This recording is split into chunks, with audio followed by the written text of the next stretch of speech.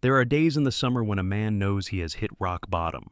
Jake Bennett, a veteran, returns to Savannah with exactly $3 in his pocket and a German Shepherd as his only loyal companion. He thought his luck had long since run out, until he stood in front of an abandoned wooden warehouse, its faded wallboards and sliding doors creaking in the nearly 100-degree heat. No one knew that inside it was hiding a secret the city of Savannah had buried for nearly 40 years, a secret that could save a life or destroy everything. Please support us by subscribing to the channel. The summer heat draped itself over Savannah like a heavy sunburned blanket as Jake Bennett stepped back onto the streets he once swore he would never return to. For a moment, he simply stood there, letting the humid air settle on his skin, feeling it cling to the worn brown leather jacket he still stubbornly wore, even in temperatures that made the pavement shimmer. Jake Bennett, 55 years old, tall and muscular though age had carved deeper lines into his face, moved with the careful, deliberate steps of a man who had spent too long carrying memories heavier than any pack the military ever issued. His hair, brown turning gray, cut short and brushed to one side, framed a gaunt face marked by sun-etched wrinkles and a faint scar along the left jawline, the kind that hinted at a story he no longer told. At his side padded Ranger, a 5-year-old German Shepherd with a black back, copper-brown chest and legs, and a muzzle dusted with gray. Ranger was the kind of dog whose alert eyes never stopped scanning, whose ears twitched at every shift in the wind, and whose posture carried the silent discipline of a companion trained for danger. He moved close to Jake's leg as if tethered by instinct rather than leash, and though the summer heat made his breathing shallow, the dog's vigilance never broke. Ranger had seen things, maybe not in the same way humans did, but enough that he understood sorrow when he walked beside it. Jake took another step, his old boots scraping the cracked sidewalk in Savannah's historic district. Spanish moss hung from the oak trees above him, their shadows dappling his flannel plaid shirt, gray, black, and white, and the dark gray undershirt beneath it. He shifted his weight, feeling the ache in his knees from years of service and the ache in his chest from everything that came after. It wasn't the kind of pain doctors wrote prescriptions for. It was the kind a man lived with until he found a way to outrun it or make peace with it. Jake had done neither. A passing woman gave him a polite nod before moving on. Jake returned it with a faint, tired lift of his eyebrows. He had once been the kind of man who spoke easily to strangers, who cracked jokes in crowded rooms and built friendships without effort. But then came deployments, loss, and the slow erosion of trust that war seemed to carve into every soldier it touched. Years ago, the death of his younger brother, taken by the bottle more than by time, had driven Jake out of Savannah altogether. He had blamed himself for not being there, for not seeing the signs, for not being enough. He carried that guilt like a stone in his pocket. Now he carried debt too, hospital bills from a back injury, the cost of his broken truck that refused to start 2 states back, and the exhaustion of trying to rebuild a life with pockets so empty he could feel the seams when he reached inside. $3, that was all he had left. $3 and a dog who still believed in him. Ranger nudged his hand gently, as if reading Jake's thoughts. Jake managed a crooked smile. "I know, buddy," he muttered, one foot in front of the other. They continued toward the waterfront until a cluster of signs caught Jake's eye, bright posters nailed haphazardly to a telephone pole. Storage auction, today, Harbor Point, storage, abandoned units. Everything must go. Jake paused. He had seen enough episodes of storage auctions to know that most units held nothing but moldy furniture and boxes of regret. But sometimes, just sometimes, there was a chance. And chance was the only currency he had left. Harbor Point Storage sat at the edge of the marshes, a row of wooden warehouses, each one a weather-beaten barn with silvered boards and a sliding door whose metal track squealed like an old man getting out of bed. The sun hammered against the roofs, heating the air until the place smelled faintly of hot pine and salt blown in from the Atlantic. People were already gathering, retirees in sun hats, local resellers with phones ready to film their purchases, and a few wide-eyed dreamers who believed in miracles hiding inside forgotten boxes. As Jake approached, he felt eyes on him, not hostile, but curious. Some recognized him, though years had changed him from the bright-eyed hometown boy into a man worn down by time. Across the small crowd stood a tall, broad-shouldered woman with silver blonde hair pulled into a neat bun. Her name, he would soon remember, was Margaret Doyle. She had once been his high school neighbor, a kind woman with soft features, pale skin, and warm gray eyes that always looked as if she were searching for a way to help someone. She watched Jake now with quiet concern, as though she sensed the struggle beneath his calm posture. Jake nodded politely, but kept his distance. He didn't want pity, he wanted a break, a sign that life wasn't done giving him chances. Ranger sat beside him, tail sweeping the dusty ground, his gaze already fixed on the wooden warehouse doors. Jake took a breath, feeling the weight of heat, debt, and years pressing into his shoulders. He didn't know why he stayed. He didn't know why he cared.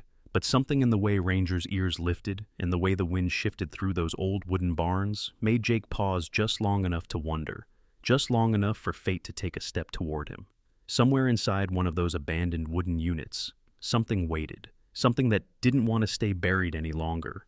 And Jake Bennett, broke, weathered, and unready, was about to open the wrong door at exactly the right time.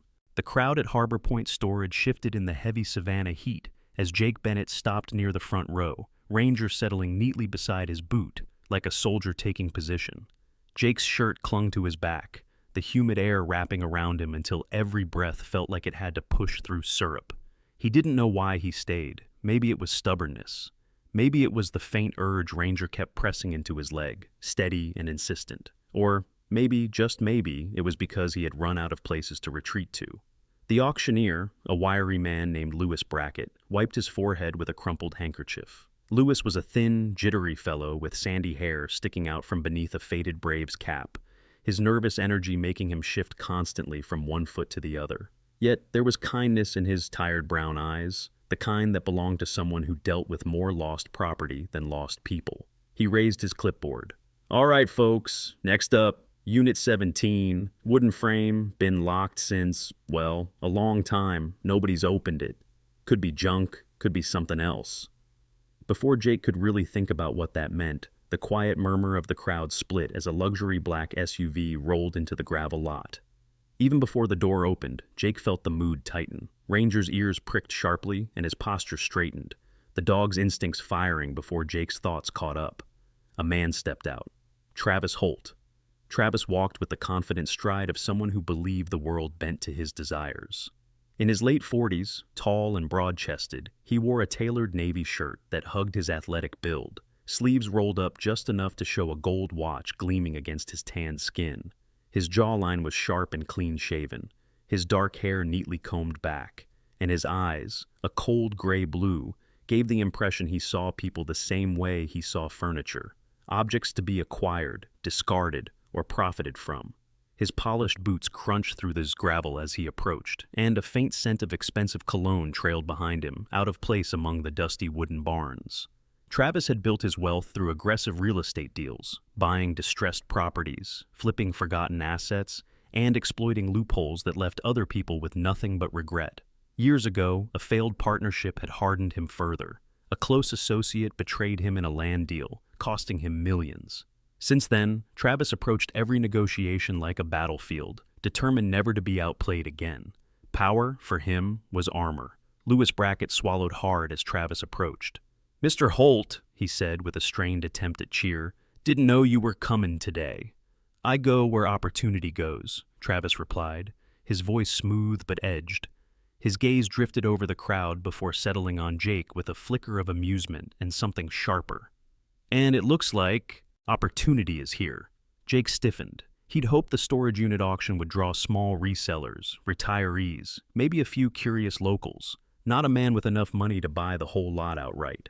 Ranger stood, body angled slightly in front of Jake, not aggressive, but protective. Lewis cleared his throat. "All right then, Unit 17, starting bid, $10. A hand went up immediately, an older man with calloused hands and a sun-faded fishing hat. 10. 12, Jake said before he could talk himself out of it. His voice cracked slightly, as if shaking off years of silence. 15, the fisherman said. 20, Jake said again, surprising even himself. The crowd turned. Some whispered. Others nodded lightly, recognizing him. A woman near the back, Margaret Doyle, silver blonde hair pinned neatly, gentle features softened by concern, lifted her hand in a small, encouraging gesture.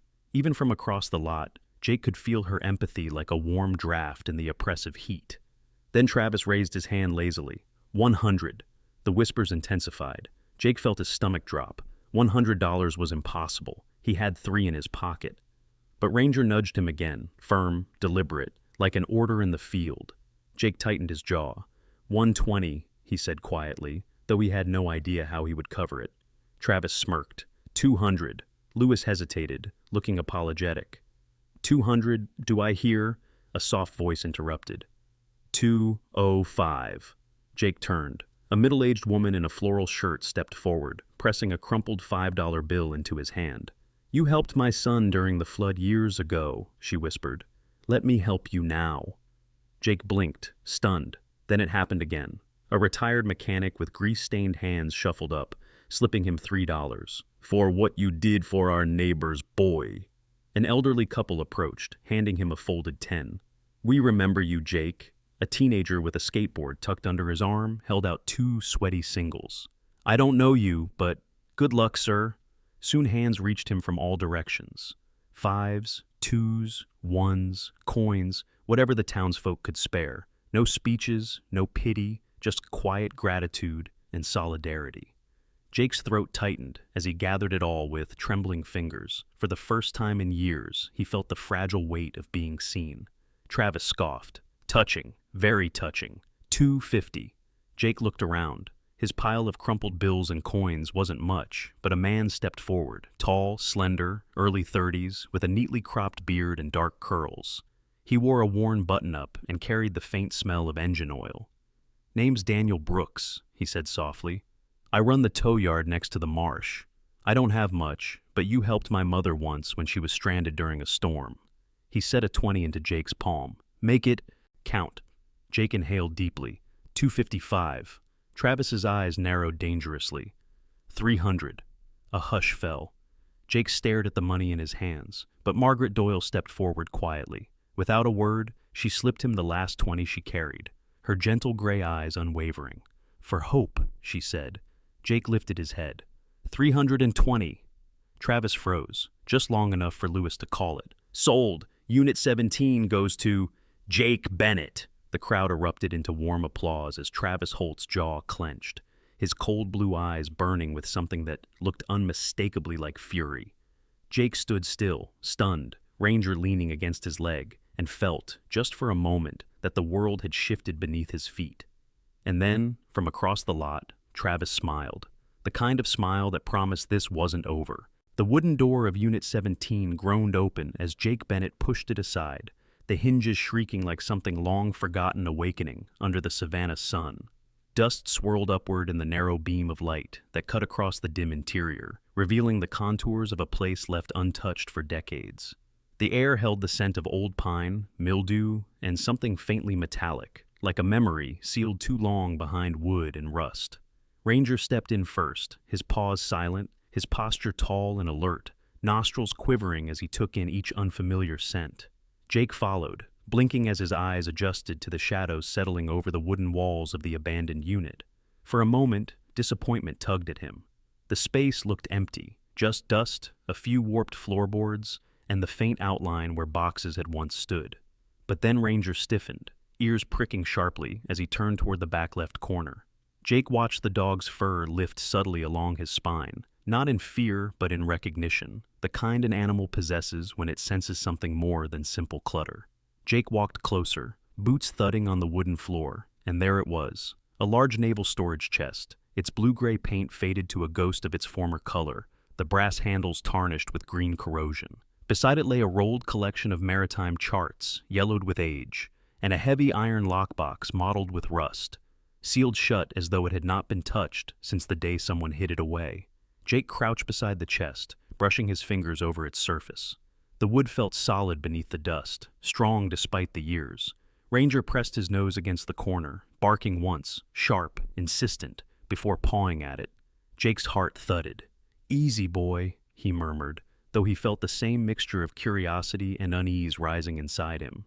He unlatched the chest. The lid creaked open, exhaling a stale breath of air scented with old paper and machine oil.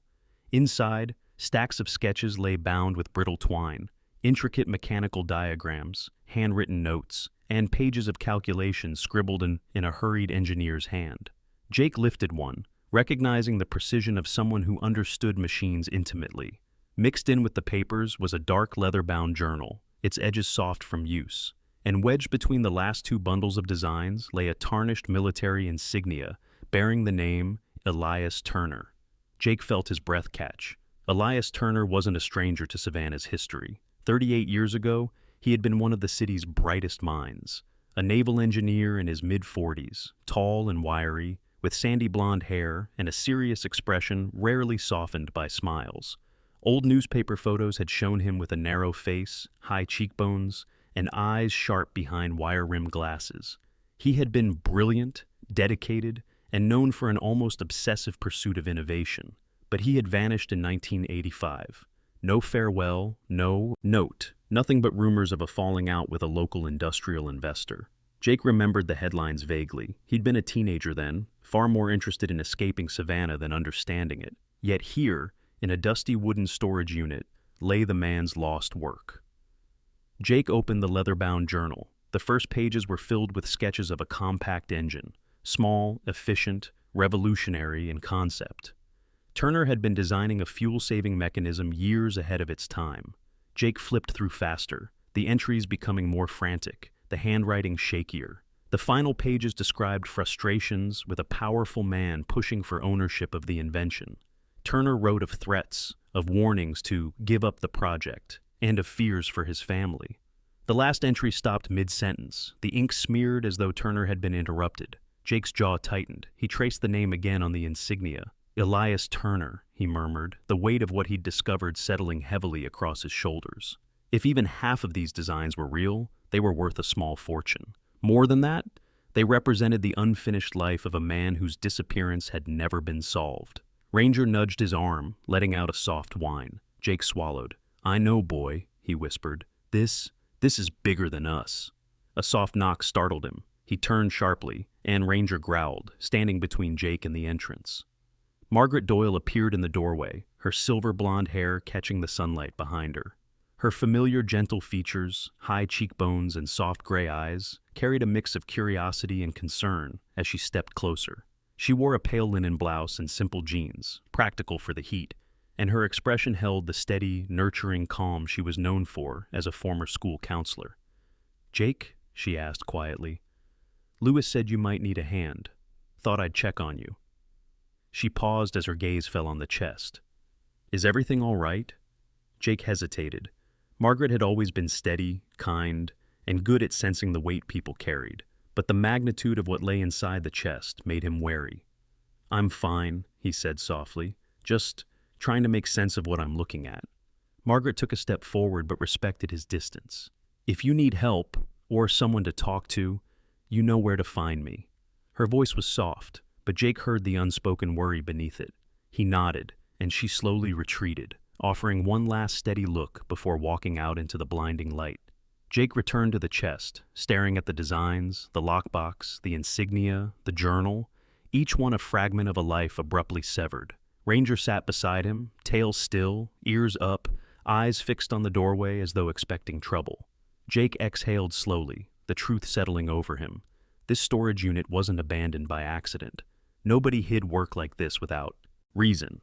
And the man who had forced Elias Turner into hiding, whoever he was, Jake had the sinking feeling that he wasn't done, not by a long shot.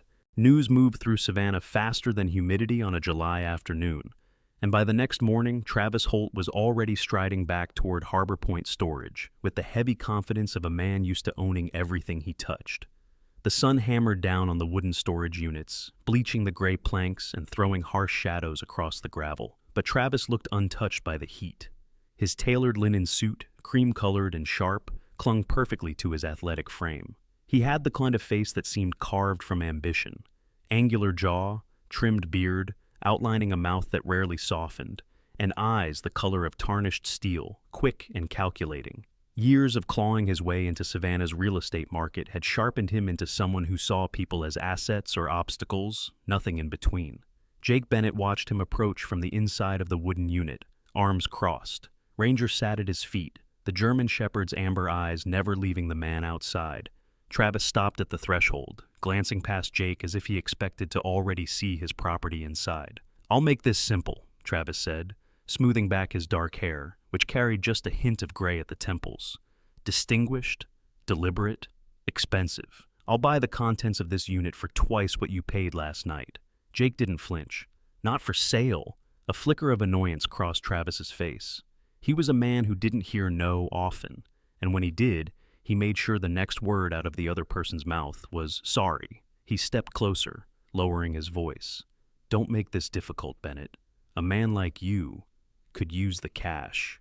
He let his eyes drift intentionally to Jake's worn boots, the sun-faded shirt, the rough stubble hinting at several days without real rest. "You don't even know what you're looking at," Jake replied, steady and calm. "Maybe I don't yet, but it's still mine." Travis's smile tightened, turning sharp at the edges. "Everything has a price, even stubborn pride." He waited, as if expecting Jake to fold at the mention of pride, but Jake didn't. Travis finally exhaled through his nose, lips curling. "Suit yourself. But don't cry when you realize you've thrown away the only good break you'll ever get." He left in a quiet storm of frustration, shoes crunching across the gravel like punctuation marks. That night, the silence around the wooden units thickened under a hot, windless dark. Jake had brought a lantern to continue sifting through Turner's notes. Every diagram, every scrawled calculation revealing more of a mind that had once reached for the impossible. Ranger lay nearby, head on his paws but eyes tracking every flicker of movement beyond the doorway. Just past midnight, the dog's ears lifted sharply. A low growl rumbled from deep in his chest, controlled, cold, the kind of warning sound he had once used in military service long before Jake adopted him. Jake froze, then extinguished the lantern with a swift motion. The wooden walls hummed with the faint vibration of footsteps outside. 3 silhouettes crept toward the unit. Their outlines were angular in the moonlight, and their movements lacked the natural caution of rookies. These men had done break-ins before. One, tall with a shaved head, carried a crowbar. Another wore a bandana tied over his nose, while the third scanned the area with restless, twitching movements, as if haunted by mistakes from a previous job. Jake breathed out slowly, rising to stand. But Ranger moved first. With a sudden snarl, the German shepherd launched out of the shadows, teeth bared. The men scattered. The tall one dropped the crowbar with a loud metallic clang, stumbling backward in shock as Ranger herded him like a wolf flushing prey. "Damn dog!" he shouted, tripping over a crate. The youngest of the 3 froze when Ranger rounded on him. His voice cracked as he screamed, "Back off! Back off! I know that dog. He's military. He'll tear you apart." Ranger didn't attack. He circled, forcing the men to retreat. Heart pounding but steady, Jake stepped out into the moonlight. "You boys should leave before he stops being gentle." They ran. Not far, just far enough to gather themselves before bolting toward the parking lot. Their fear was raw and real, especially from the one who recognized Ranger's training. Jake watched them go, jaw tense. He knew exactly who sent them. The next morning, Jake sat in the doorway of the storage unit. Turner's map spread before him. Old maritime routes crossed one another in thick pencil strokes, drawn by a steady hand. But one map held something different, an X carved in ink so bold it had bled through the paper. The coordinates pointed to Tybee Island off the Savannah coast, a place Turner must have gone, a place tied to whatever secret he died protecting. Jake ran a hand through his graying hair and stared out across the lot.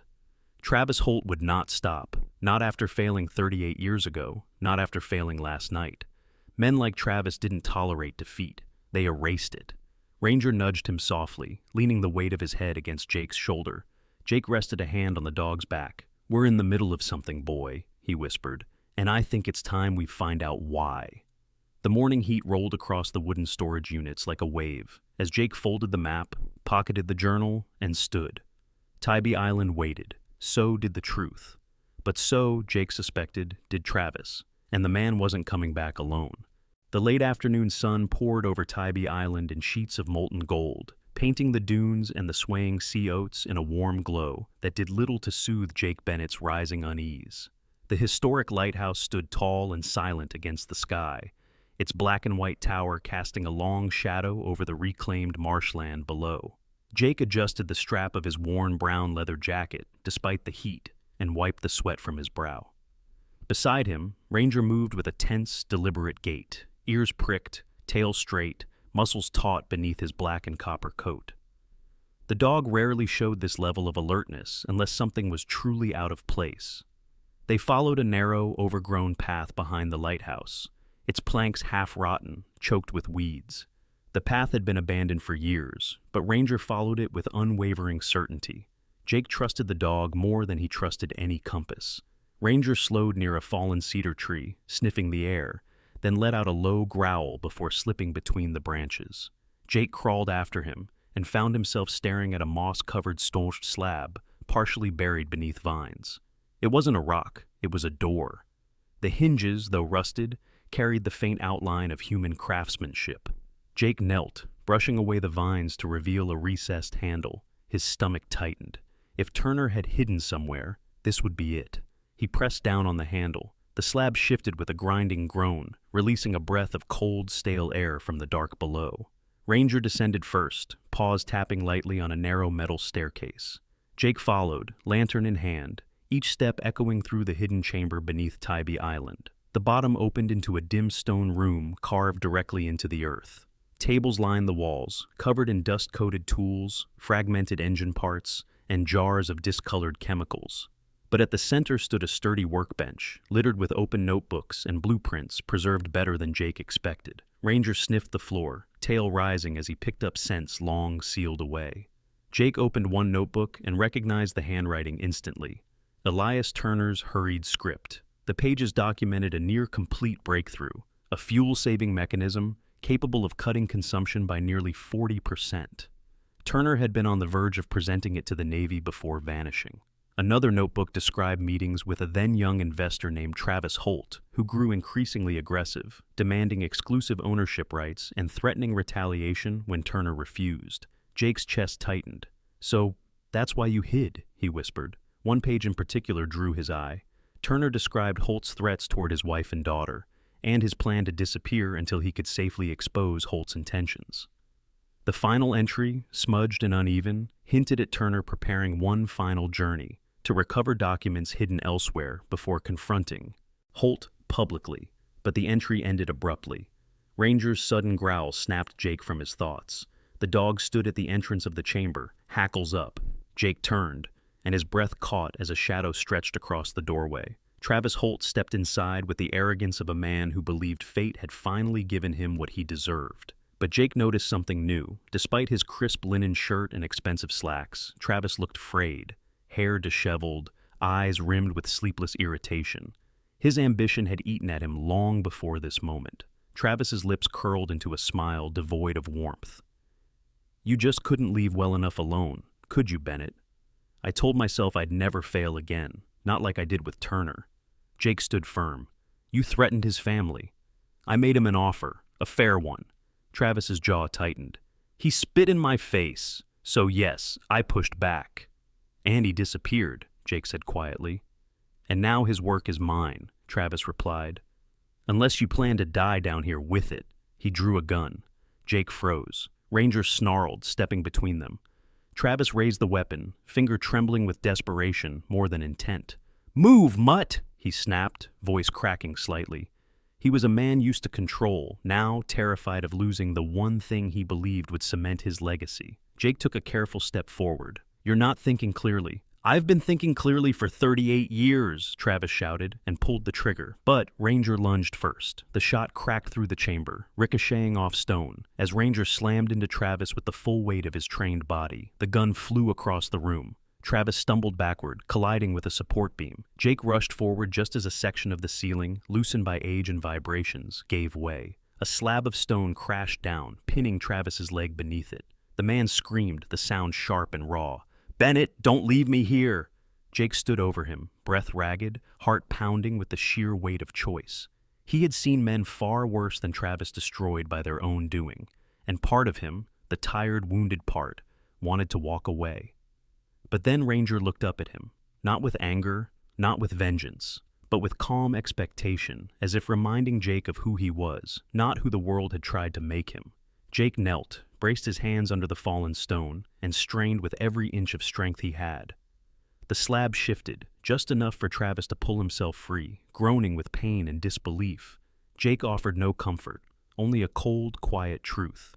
"This ends now." Sirens wailed somewhere above, drawing closer, and Jake knew the next chapter of this buried secret was about to surface. The sirens grew louder as Jake Bennett pushed open the stone door of the underground chamber, helping a limping Travis Holt up the narrow staircase. The evening heat clung to them like wet fabric, and the sky above Tybee Island had shifted into a bruised purple, streaked with the last light of a fading sun. Ranger climbed ahead, glancing back often as if counting every step Jake took. The dog's black and copper coat shimmered faintly in the lantern glow, his movement steady, disciplined, and certain, like a soldier escorting his wounded pack. At the top of the staircase, 2 Tybee Island police officers waited, drawn by reports of suspicious activity near the lighthouse. The first officer, Detective Charlotte Reyes, stepped forward with crisp authority. She was a woman in her early 40s, medium height, with tightly curled dark hair pulled into a high bun, warm brown skin, and sharp amber eyes that missed nothing. Her tone was calm but commanding, the tone of someone who had seen enough crime in her years to recognize when a story had weight. Beside her stood Officer Drew Calloway, a broad-shouldered man in his late 20s with a square jaw, sandy hair cropped military short, and a faint scar along his eyebrow. An old football injury he carried like a badge. He looked earnest, almost too trusting, the kind of man who believed in doing right even when the world made it difficult. Detective Reyes raised an eyebrow as she spotted Travis leaning heavily against Jake. "Mr. Holt," she said coolly, "you look like you've had a long evening." Travis tried to compose himself, but sweat rolled down his temples, and the pain etched across his face was impossible to disguise. I was attacked," he began, voice shaky but threaded with desperation.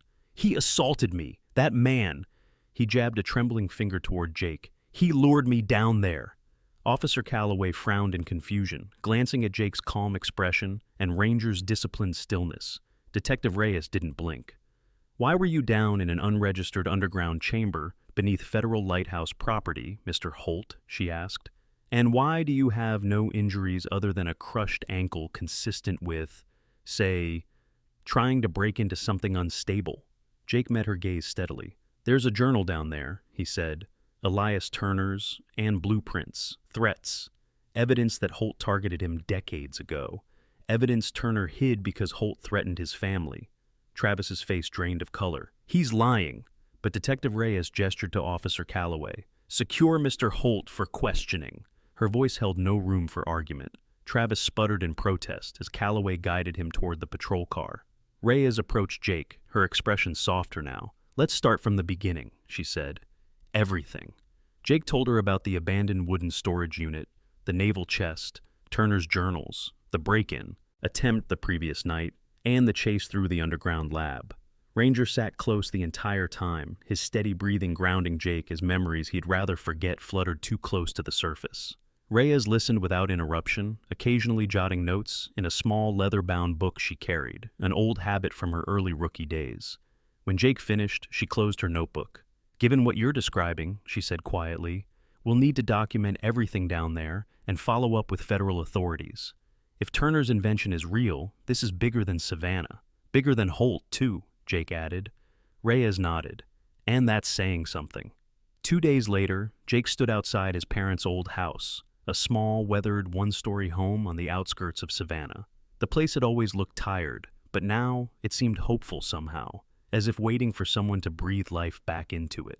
Ranger trotted beside him, tail swaying gently. A car pulled up, an older gray sedan, and 2 people stepped out. The first was a woman in her late 50s, with short silver hair, blue eyes, and a posture both refined and weary. She introduced herself as Helen Turner, Elias Turner's daughter. Her face carried the worn outlines of grief long since dried into memory. She extended a hand to Jake, her grip warm and steady. "Thank you," she said quietly, "for finding the truth about my father. We spent half our lives wondering why he disappeared." With her was her son, Michael Turner, a young man around 30, tall and trim with light brown hair and a gentle seriousness in his expression. He wore simple khaki slacks and a navy button-down shirt, the attire of someone who favored order and calm. If even half of what you uncovered is validated, he said thoughtfully, his work might finally be finished. Helen held out a sealed envelope. We want you to be part of the restoration. Dad would have wanted his work in the hands of someone who didn't chase greed. Inside is our agreement. A portion of the patent rights will be allocated to you. Jake blinked, stunned. He had expected gratitude, not a gift that could change his entire life. He exhaled slowly. I don't know what to say. Then just keep doing what you do, Helen said with a small smile. Honor him by building something good. Ranger pressed his head gently against Jake's hip, as if urging him to accept the unexpected kindness life was offering. Summer in Savannah faded slowly, thick with heat, and stories whispered through the salt-heavy breeze. Word of Jake's discovery spread through town, but not as gossip, not this time. People spoke of him with pride, recalling the boy who once ran through these streets full of fire, and the man who had returned, scarred but standing strong. Jake used the first portion of the funds to repair his parents' home and the large field behind it. By August, wooden fences lined the yard, training obstacles dotted the grass, and a modest sign hung on the porch. Bennett Canine Rescue and Veteran Training Center. Ranger became the first official co-instructor, demonstrating calm leadership to every new dog that arrived. Jake found himself surrounded by people who cared, by animals who trusted him, by a purpose he had forgotten he needed. One evening, near the end of summer, Jake and Ranger walked along the Savannah shoreline. The sky burned orange and red as the sun dipped low, and the air shimmered with heat rising from the Atlantic. Jake stopped, watching the horizon, the weight of the past lifting just enough for the future to feel possible again. He rested a hand on Ranger's back. "We're home, old friend," he murmured. Ranger leaned into him, eyes calm, and the summer wind carried the rest of the unspoken truth across the water. There are moments in life when we think everything has already been decided for us, that the road ahead has nothing left to offer but more weight for our shoulders to carry. But sometimes, in the quiet places we least expect, God leaves a small light waiting for us. Not a thunderclap, not a miracle shouted from the clouds, but something gentle, a loyal dog who refuses to give up, a stranger who lends a hand. A forgotten wooden warehouse hiding the truth that sets a family free. And maybe that is the reminder meant for all of us, that even when we feel lost, even when the summer heat feels too heavy to breathe through, God still works in small ways to guide our steps. The right people cross our paths, the right doors open, the right hope arrives exactly when it needs to. If this story touched your heart, I invite you to share your thoughts below. Tell us where you're watching from, or how God has shown up for you in unexpected moments. Your stories help keep this little community alive. And if you'd like more stories like this, stories of second chances, loyal dogs, and the quiet miracles that shape our days, please subscribe to the channel and help our family grow. May God bless you, protect your home, and walk beside you through every season of your life. Wherever you are tonight, may His peace rest gently over you.